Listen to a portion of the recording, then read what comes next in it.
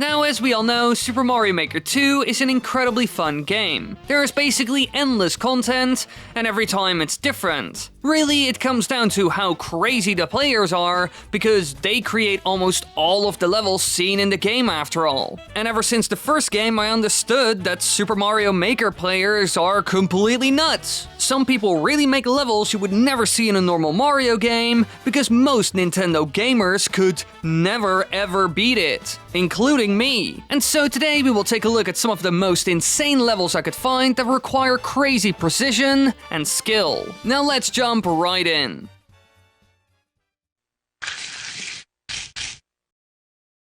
Number 5.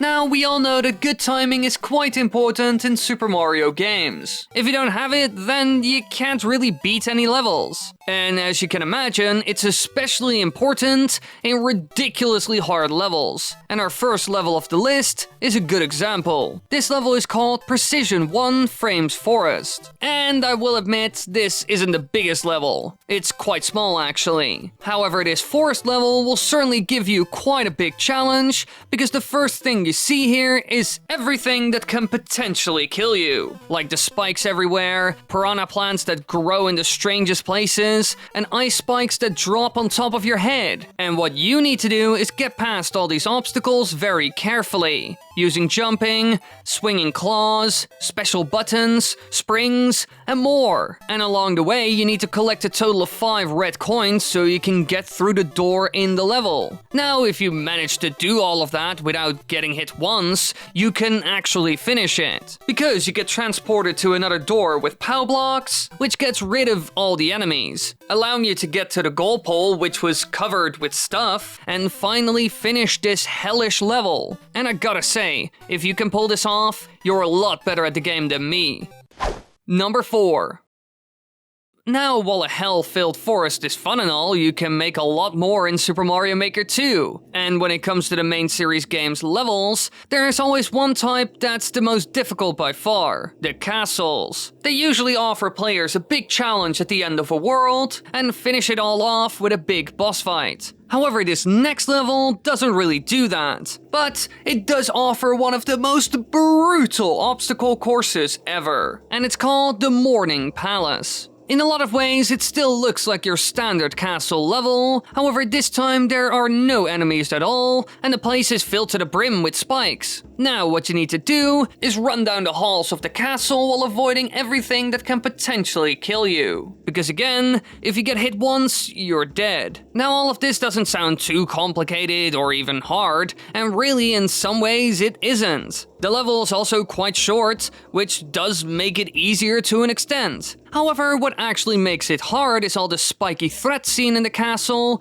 which are placed at odd sections, which messes with people's timing. You constantly need to slow down, speed up, and jump at different angles. This is what makes it really hard. This level constantly messes with you. And even when you're almost done with the level, you're still forced to make a near perfect jump to make it to the end. And it does all of this by just placing spikes in a very particular way. And I gotta say, it's pretty sweet.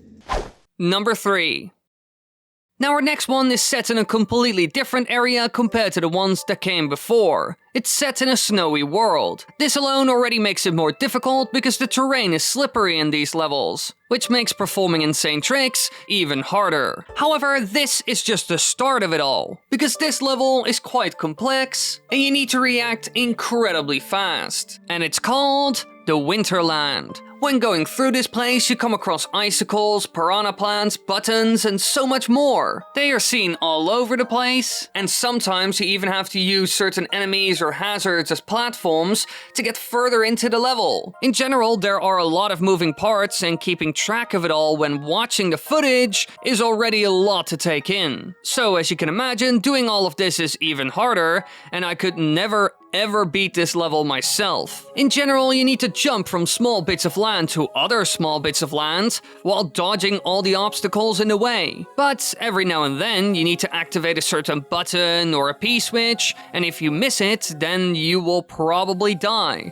Stuff like that is crucial and adds even more difficulty. And it also creates a bit of pressure because sometimes your time is limited. And so you can't just wait and think for a second, you need to go right away. Which obviously doesn't help, but still, people are able to beat it.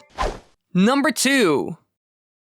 Now, while the last couple of levels were pretty insane, we all know it can always get a whole lot worse. And in my opinion, this next level is even crazier, and you need to be incredibly precise and have amazing timing to even beat it. Just like our last level, there are a lot of moving parts that you need to keep in mind, or you won't make it. And the level is called Off a Feather. Now, the idea behind it is quite simple. There are spikes everywhere, and so you are forced to use the platforms. However, these fall away as soon as you even touch them. Sure, they have wings so they don't fall that fast, but your life is 100% tied to them. If you're not fast enough and miss it, then you stand no chance in the spike-filled level. And what I find so cool about this one specifically is the fact that it all works together. You end up using these platforms multiple times, hopping up, down, left and right.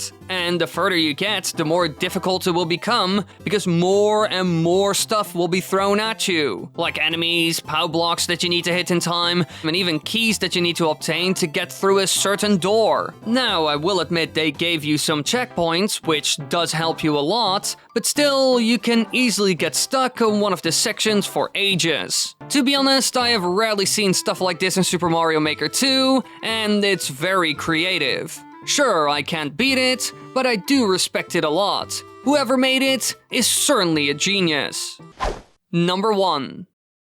Now we have finally arrived at our last one. A level that's similar to the previous one, but it takes the concept to the next level. In a lot of ways, it's still the same falling platform craziness, however this time there are some extra twists. And yes, those add even more difficulty to the whole level, because this time it's more than just survival. One small thing it does that actually has a huge impact is that some of the platforms have wings and others don't. And so some of them fall faster than others, which could mess up people's timing a lot, which is a good thing for a level like this. It's all about being precise and using your fast reaction speeds in order to make it to the end of this level. However, that isn't all. There's another twist, which we didn't see in the last one. And again, if you miss this stuff, you can never beat the level. You really need to start over at that point. There are red coins scattered throughout the level, and you need all of these to get a key, which you certainly need. And so if you miss one of them,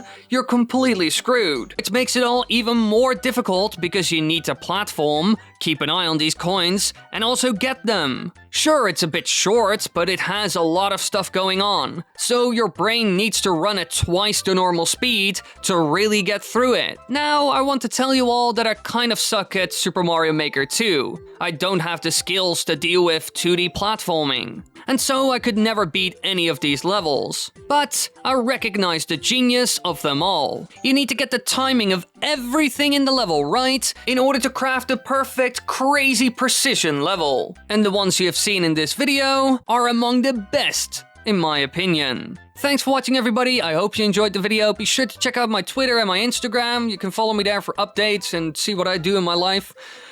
Be sure to subscribe and click the bell button and leave a comment what you thought about this video. All of that helps, and then you won't miss any content. Kisses. Mwah.